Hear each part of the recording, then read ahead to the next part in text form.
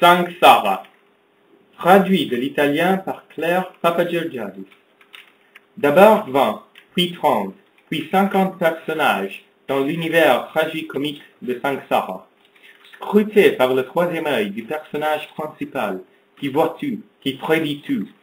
Jungle métropolitaine et improbables Champs-Élysées, des chats qui parlent, des voyantes inquiétantes, puis l'amour pour la belle Tunisienne. Samsara, comme le samsara des embûches, cycle de l'éternel retour. Une véritable épopée digne des grands romans anglo-saxons qui se dévorent grâce à leur densité et qui nous portent sur plus de 700 pages au-delà de nos horizons fermés, en prenant appui sur notre quotidien le plus ordinaire. J'ai un œil différent de l'autre. Rien de grave. Cela ne se voit que si on y fait attention. Mais le fait est là, bien réel et constant. Je ne l'invente pas, c'est sûr. L'un des deux est vif, brillant. L'autre est plus terne, normal.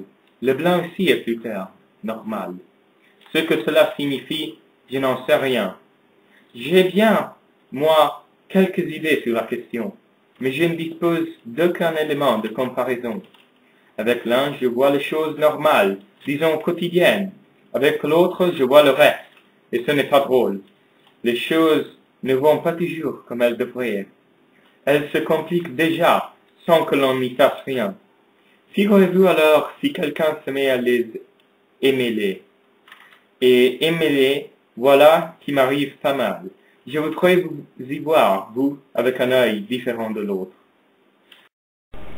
Au milieu de cuisines, à la morale discutable et de belles sœurs schizophrènes, de voisins croulants, mais qui étaient là au début de ma vie, de la mienne et de celle des autres.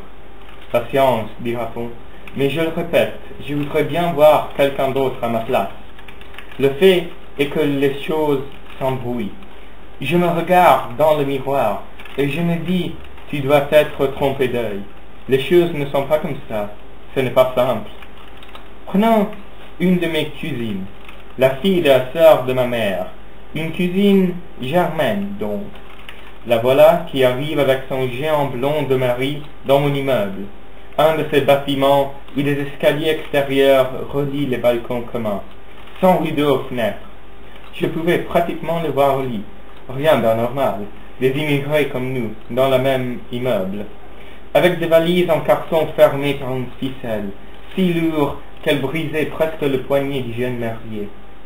Ils ont tiré un masque noir, doublé de satin, comme ceux qu'on met au carnaval, de longs gants de femme brillants, noirs, et une culotte comme je n'ai jamais vu de femme toujours.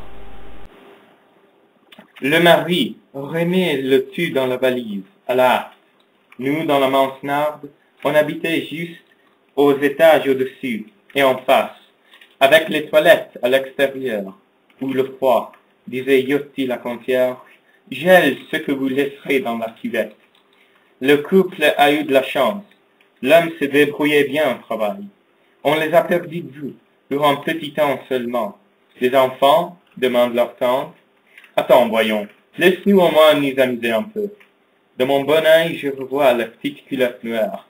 Et tout à l'avenant, des popatages de concierge, des égouts bouchés, des gens qui viennent dans le grand théâtre de notre immeuble.